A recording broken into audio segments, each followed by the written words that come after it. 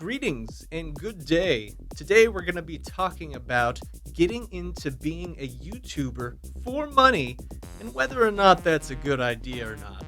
So, I have a little bit of experience dipping my toes in the YouTube pond, if you will. I wanted to share my experience with you all in the world to help you all better decide if this is potentially a path you might want to make. Should you go down the YouTube rabbit hole? Because there is a lot to it that a lot of people don't really consider.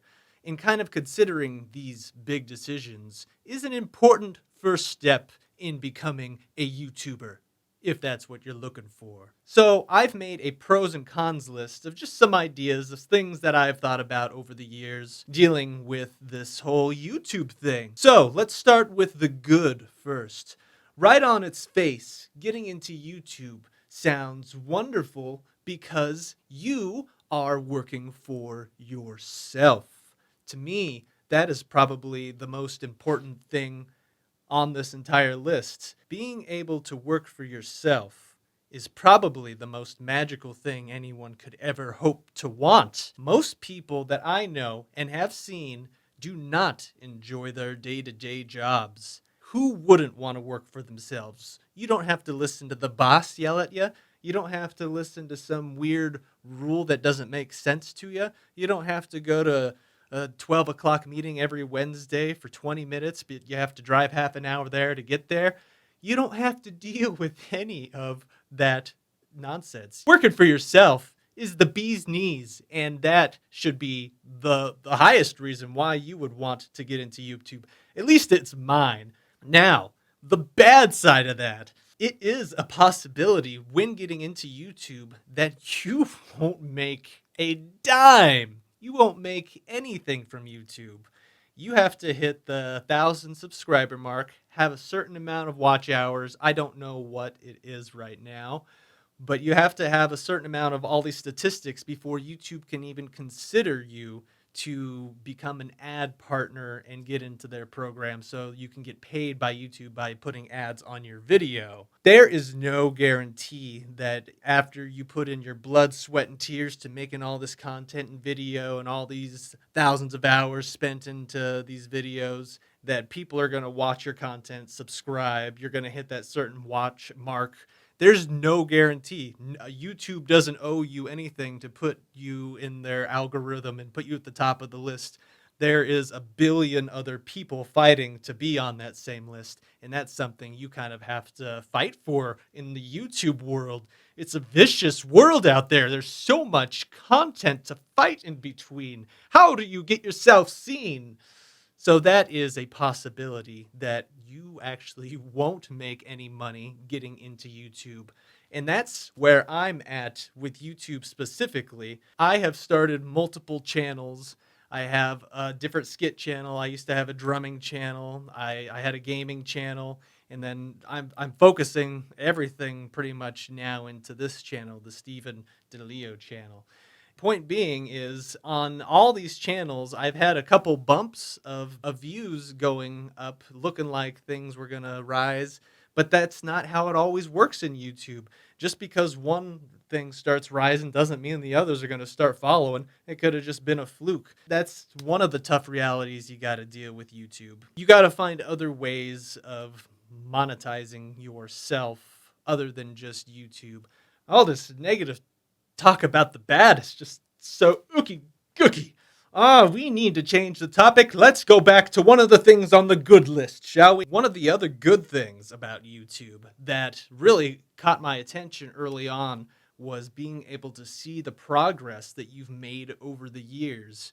So if you start right now and you've never made a YouTube video or anything like that, chances are the quality of that video is not going to be that good. And let's just be honest here. It's your first time doing it. It's not going to be that good. Just say it. My videos weren't that good. Heck, my videos still aren't that good. The cool thing is, after putting in all these videos, you learn little things every time you do one. So if you stick with it, you get to see the progress if you go back and watch a video that you made a year ago compared to, a year later, and you've been making videos consistently all the in between, it's cool to see like, whoa, how much I've progressed. It's a good feeling to see and have that kind of tangible evidence of things moving forward and getting better. It's just a good feeling. All right, let's jump to a bad one. Here we go. You got to stick to one kind of genre at first. And this is something that I've struggled with. Probably my biggest weakness is I can't stick to one genre. And that's kind of something you got to do on YouTube when you're first starting out because people want something that's recognizable.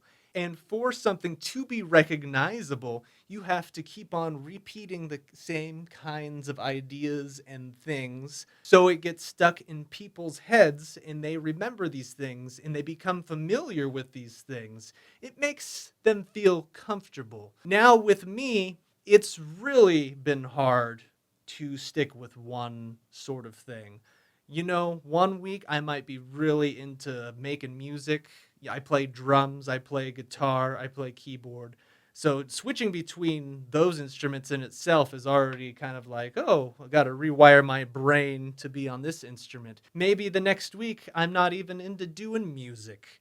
I might be more into drawing. Or maybe I feel like doing animation or VFX, or maybe I want to jump into programming. Programming lately for me has been the biggest time sucker because there's just so much to learn.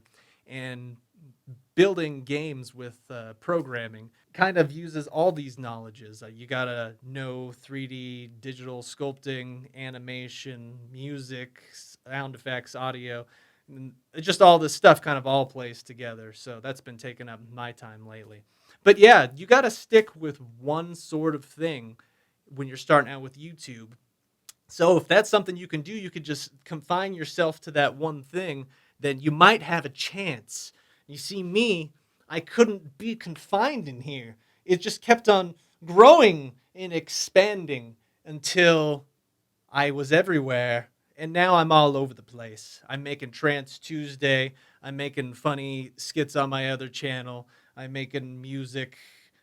I am all over the place. Another good thing is, let's say you are starting to become successful on YouTube, you're going to get a community built up around people who are interested in the same things that you're creating. And not only are these people just enjoying what you're watching, but hopefully they're interacting with you too. So you kind of get a little bit of feedback. And then it becomes a bit of a loop. So you get this feedback and you feel good and you feed it back to the people. And you're just in this constant kind of positive feedback loop with your community. That's another really good special thing. Being able to connect with the people that are interested in the same things that you are and working towards the same things or just enjoying whatever it is. Like that's a good feeling. You want people to enjoy what you're doing, hopefully. Just got a few more here on the bad list, and then we're going to wrap it up. It can take a lot of time to produce quality content. A lot of people don't think of all the time that goes into making some of these YouTube videos. People need to, first of all, get a good take. So if they're recording themselves on video like I am, they might have to do 20 takes. Sometimes I come in here and I will do 20 takes and like I'll get halfway through one and then I realize I'm just not really feeling that one and just get rid of it and then redo it. The takes could take a long time. Having to set up the lighting, having to make sure your audio equipment is all working together, and then the editing. You got to sync the audio to the video if you're using separate sources. You got to actually learn how to edit if you don't know how to do that. There's other technical things like compressing the video, and depending on what you're doing, you might run into your own specific little roadblocks along your way because we don't all follow the same path. It can also take a long time to build up an audience, a following. And to be able to make money on YouTube, you need to have 1,000 subscribers and a certain amount of watch time. Basically, you can't just get into the YouTube game unless you have these followers. So that could take a long time and it could potentially not even happen. So there you go. Those are some of my thoughts on becoming a YouTuber, whether or not that's a good idea for you, and just some of my experiences dealing with this whole thing. It's definitely not what I thought it was going to be when I was first sold the idea of YouTube. You know, a long time ago when YouTube was first out before Google, I was on there and I was inspired by some of the early popular videos, like from Smosh. You guys remember Smosh? They're not the same anymore. Like Ian left, or Anthony left. That's right. Ian took over. It became this whole production thing. But before then, it was just two kids, just like on a webcam, and they got like popular by making some Pokemon song and just like lip syncing to it. And they had like a little Jesus doll, and they like licked him. It was just silly. It was just nonsense. And me, being in, what was I, high school, I was like, yeah, like these guys know what's up. They're being silly, and they are making the buco bucks now. And all they had to do was go lick a Jesus action figure. Who wouldn't want to get into that? It just seems so freeing to me, like being able to work for yourself. It was a brand new idea. I haven't even been in the workforce, I think, at that point, but I'm like, that's what I want. I can see other people are doing it. The Smosh can do it. The new Numa can do it. Charlie the Unicorn, that was another big inspiration for me. Actually, one of my first YouTube ventures was starting a series called Centaurs. Me and my buddy Billy, we didn't dress up as centaurs, but it was my first kind of jump into CGI because I wanted to get my hands on some effects. I'm just obsessed with effects. I'm like, what can we do to really like push me to learn some weird effects, fireballs and stuff? So yeah, we put ourselves on like these just 2D horse bodies, filmed ourselves in front of the green screen, throwing fireballs at each other. We had a full story. We had like 7 episodes. Good times. Centaurs probably going to make a comeback someday in the future. I'm just wrapped in a million other things right. I got to get YouTube going for me. And for right now, that's not looking like it's going to happen because I can't stick with one thing. So instead of getting YouTube going for me, I'm actually been focusing more on the programming side of things and creating games. Because another thing to consider is, to me, it feels like content is sort of dying just a little bit just because we're flooded with so much of it. People get their fix on TikTok, getting their 5-second clips and just constantly going through new inputs, and they're getting all the serotonin from all these new things happening just constantly. And it's people don't have time to watch these videos on YouTube. Videos on YouTube used to be longer, but that now they're like getting shorter because I think people's attention spans are getting shorter. It's hard to capture people's attentions.